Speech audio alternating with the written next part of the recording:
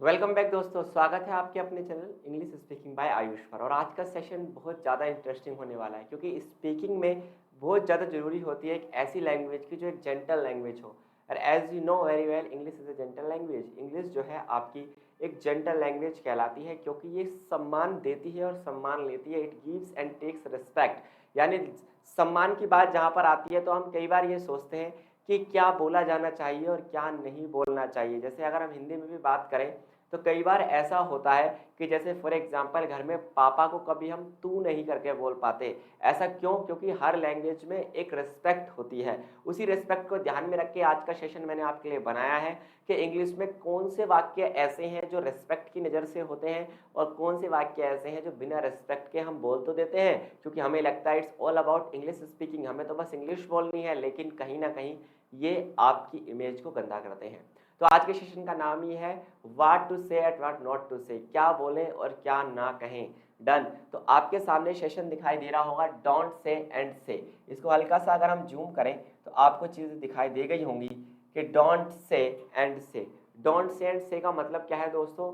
Don't say का मतलब है ये नहीं बोलना है और से का मतलब है ये बोलना है। जैसे एक एक को मैं आपको बताऊंगा, ज़्यादा सेंटेंसेस आज नहीं बताऊंगा क्योंकि एक ही बार में ज़्यादा सेंटेंस बता दूंगा तो फिर उससे दिक्कत आपको ही होगी, आप उन्हें याद नहीं कर पाएंगे इन द क्लास। आप बस इस क्लास को 3 से 4 बार देखिए, आपको अपने आप ये सेशन याद होते चले जाएंगे।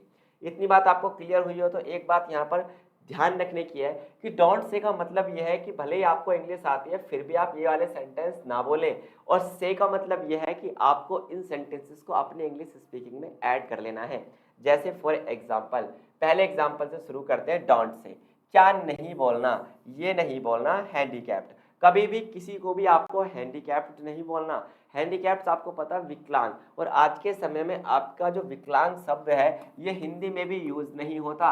विकलांग बोलना क्या है?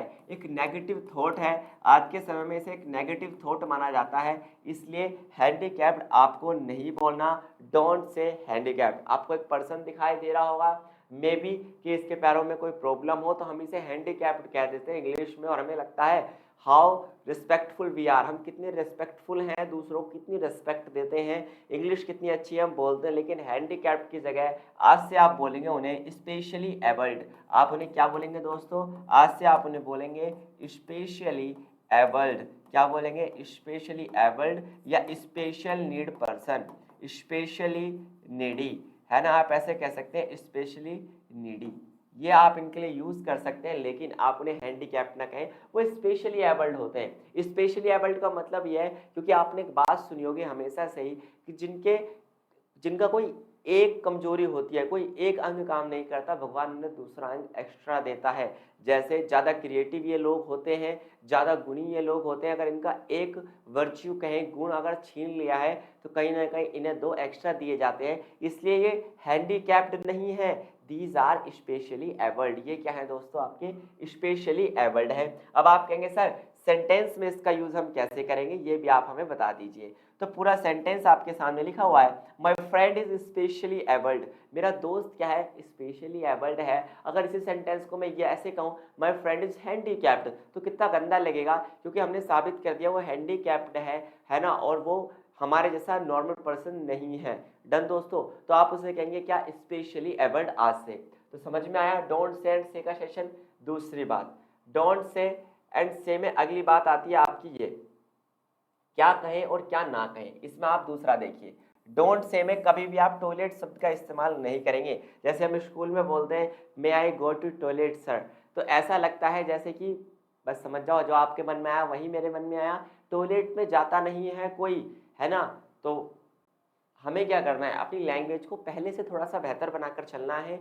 टॉयलेट नहीं बोलना, इसकी जगह आपको वर्ड यूज करना है वॉशरूम। आज से आप कौन सा वर्ड यूज करेंगे? वॉशरूम, क्योंकि ये एक रेस्पेक्टफुल वर्ड है। से में हम डालते हैं किसको?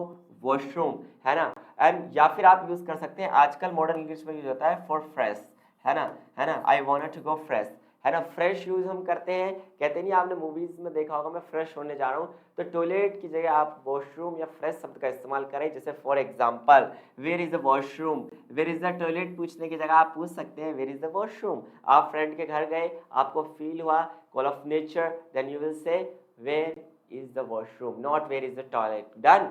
ओके, आगे बढ़ते हैं, चलिए। डोंट से एंड से के अगले सेशन में आपको दिखाई दे रहा होगा एक अगला सेंटेंस, कभी भी किसी को फैट ना कहें।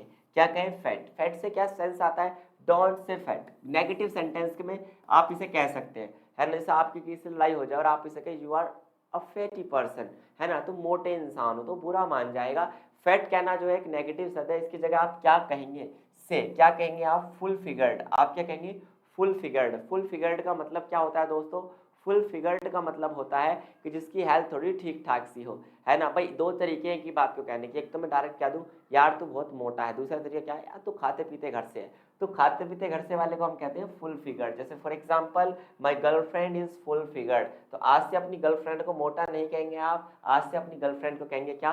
Full figured. क्या कहेंगे? फुल फिगर्ड, खाते पीते खानदान से है। डन। चलिए, डोंट से एंड से के अगले सेशन में आपको अगला सेंटेंस दिखाई दे रहा होगा। आज आगे से आप डाइड नहीं कहेंगे, क्योंकि डाइड जो है मर जाना, जैसे कि फॉर एग्जांपल कोई मर गया तो बड़े दुख की बात है, लेकिन डाइड क्या है ना, वो मर गया है, इसमें थोड़ा नेगेटिव फील आता है, तो इसकी जगह यू विल से पास्ड अवे। जैसे फॉर एग्जांपल आपके लिए यहाँ पर लिखा है my grand mother passed away. Died जो होता है, डाइड का मतलब होता है हमेशा के लिए चली गई है हमें छोड़कर, है ना। कितना गंदा सेंटेंस हुआ, लेकिन कभी कोई किसी को छोड़कर जाता है, दिलों में तो हमेशा जिंदा रहता है ना, तो इसलिए पास्ड अवे, है ना, बस उनकी उम्र समाप्त हो गई थी, इसलिए उनकी जीवन लीला समाप्त हो गई है ना। ही और she passed away but he's और शी डू नॉट या डिड नॉट डेड, है ना। तो डाइड वर्ड का इस्तेमाल आप नहीं करेंगे दोस्तों, आप करेंगे आज से किस वर्ड का इस्तेमाल? Passed away. तो उम्मीद है डोंट से एंड से का सेशन आपको वास्तव में अच्छा लग रहा होगा, क्या बोले और क्या ना बोले ये सेंटेंस आपका बनता है ना। तो ये कुछ सेंटेंसेस मैंने आपको सिखाए हैं। ऐसा ही अगर सेशन आपको और चाहिए डोंट से एंड से का, तो आप कमेंट बॉक्स में लिंक के ऊपर क्या कर दें, कमेंट कर दें कि सर ऐसे ही सेशन हमारे ले लीजिए। और इसी सेशन में हम आगे बढ़ते हैं, कुछ वोकैब मैं आपको बताऊंगा, क्योंकि वरना ये सेशन आपका बहुत छोटा हो जाएगा। इस सेशन की बात करें तो इस सेशन में कुछ वोकैब आपके सामने है ना। ये वोकैब एक साथ यूज होती है दोस्तों, ये वोकैब जो है आपकी एक साथ यूज होती है, इसलिए हम इन्हें एक साथ सीखेंगे, बहुत जल्दी जल्दी हम इन्हें सीखेंगे। जैसे जैसे मैं आपको बताता चलूंगा वैसे वैसे आप इन्हें बनाते चलेंगे। देखिए दोस्तों, पहला देखिए एंटर और लीव। एंटर और लीव ये these are the opposite words. ये क्या है, आप ऐसा कह सकते हैं, इनके जो अर्थ है वो अलग अलग होंगे, तो these are opposite words. Opposite words एक दूसरे से क्या होंगे? विलोम शब्द आपने हिंदी में सुने होंगे, ये वही अपोजिट वर्ड है। जैसे एंटर और लीव। एंटर और लीव का एंटर का मतलब कमरे के अंदर आना, I enter the room, and I leave the room, कमरे से बाहर जाना। एंटर का मतलब होता है अंदर और लीव का मतलब होता है छोड़ देना, है ना। एंट्रेंस, एंट्रेंस का मतलब होता है एक ऐसा गेट जहां से आप कहीं अंदर आते हैं, जैसे आपके रूम का एक गेट होगा एंट्रेंस गेट, जहां से आप अंदर आते हैं, और फिर एक एग्जिट होता है हर जगह जहां से हम बाहर जाते हैं। ये कुछ ऐसे वोकैब है दोस्तों जो आपको परेशान कर सकते हैं अगर आपको ना आते हो।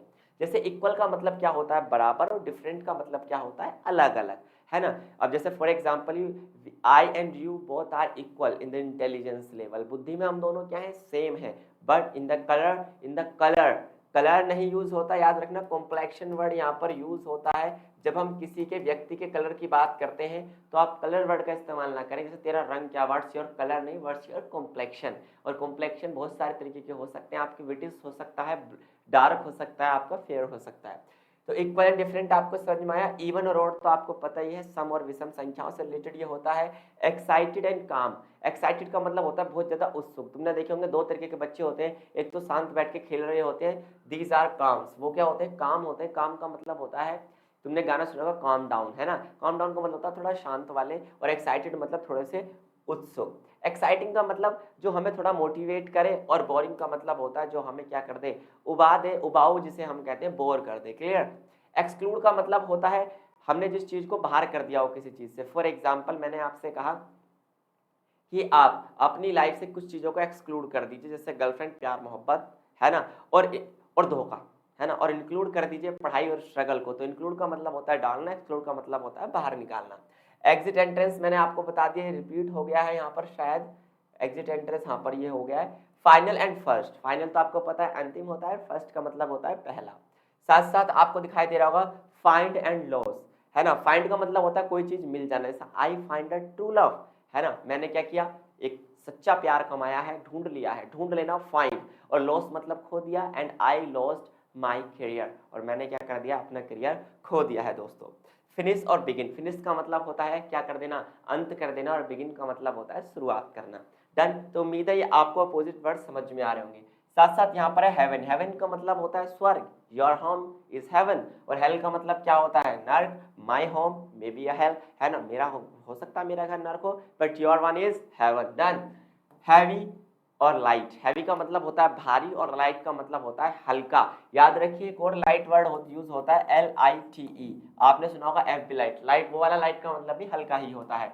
हेल और हेवन, हेल और हेवन मैंने आपको बता ही दिए। होस्ट और गेस्ट, होस्ट का मतलब होता है मालिक होना और गेस्ट का मतलब होता है मेहमान होना। अब आपको पता है मालिक तो सदा के लिए अपनी प्रॉपर्टी पर रह सकता है, लेकिन मेहमान तो एक समय तक ही रह सकता है। यूज का मतलब होता है बड़ा और टिनी का मतलब होता है बहुत छोटा। यूज मतलब बहुत बड़ा और टिनी मतलब बहुत छोटा। जैसे for example I got a tiny particle in my eyes, एक छोटा सा कण मेरी आंख में चला गया है, टिनी पार्टिकल, छोटा सा कण।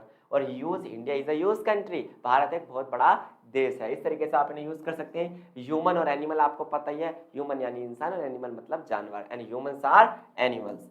ह्यूमन एंड क्रूल, चलिए ये आप मुझे बताइए, ये एक वर्ड एक ऐसा फंस गया है यहाँ पर, बहुत प्यारा ये वर्ड है ह्यूमेन एंड क्रूल। ह्यूमेन का मतलब, हालांकि मैं आपको समझाया था, ह्यूमेन का मतलब जिसके अंदर थोड़ी सी दया भाव हो, और क्रूल का मतलब क्रूर होता है, जो होते हैं ना कुछ दोस्त ऐसे कि लाश से पैर रख के आपके आगे निकल जाते हैं, कुछ रिश्तेदार, कुछ सहपाठी, तो वो क्रूल होते हैं, जिसे आप क्रूर कहते हैं। ह्यूमिड और ड्राई, ह्यूमिड का मतलब हमने अभी सीखा था ह्यूमिडिटी, नमी का होना, और ड्राई मतलब पूरी तरीके से सूखा होना। हंग्री और थर्स्टी, हंग्री का मतलब भूखा होता है और थर्स्टी का मतलब प्यासा होता है। डन। अगली बात करते हैं हस्बैंड और वाइफ, ये तो दोनों एक दूसरे के उल्टे होते हैं, अपोजिट है, north pole and south pole है, that's why they never connect to each other, इसलिए वो कभी आपस में मिल नहीं पाते, मीट ईच अदर, है ना। ठीक है, आगे बात करते हैं, ये लास्ट है आज का आपका, in front of and back. In front of का मतलब होता है दोस्तों आपके सामने, और बैक का मतलब होता है आपके पीछे। तो उम्मीद है कुछ वर्ड्स आपको समझ में आएंगे, ऐसे ढेर सारे वर्ड्स मैं आपको कराऊंगा लाइव सेशन। आज के लिए केवल इतना ही, थैंक यू, धन्यवाद, नमस्कार।